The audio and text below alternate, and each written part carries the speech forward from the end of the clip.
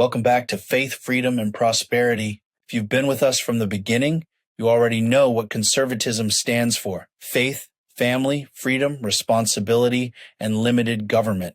Before we go any further, we must address the foundation of everything, not just of conservatism, but of America itself. Because without this foundation, there is no freedom, there is no Constitution, there is no America. America is and always has been a Christian nation.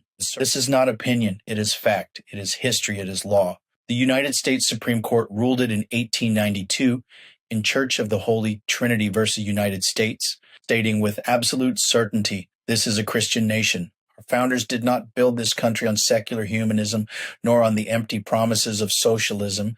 They built it on the laws of God. Our rights do not come from government. They do not come from Congress. They do not come from kings.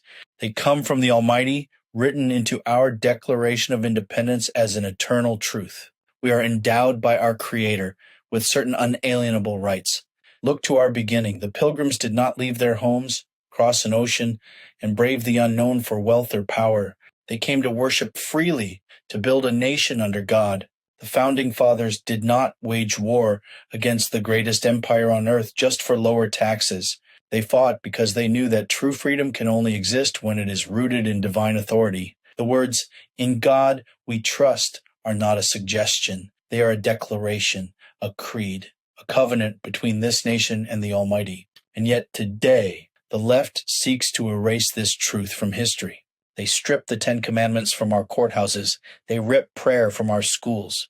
They attack Christmas, mock believers, and push an agenda that removes God from every corner of American life.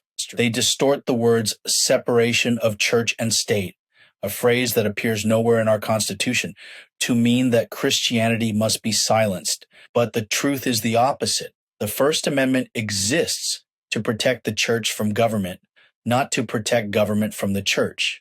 Make no mistake, this is a war against truth, a war against faith, a war against the very soul of America. The left wants government to be the new God. They want morality dictated by bureaucrats. They want obedience, not devotion. They say that America must progress beyond Christianity, that we must become a secular nation. But I tell you this, a nation that forgets God is a nation that falls. But we will not forget. We will not surrender. We will stand for our faith. We will fight for our families. We will defend our country, because America is not just another nation on a map.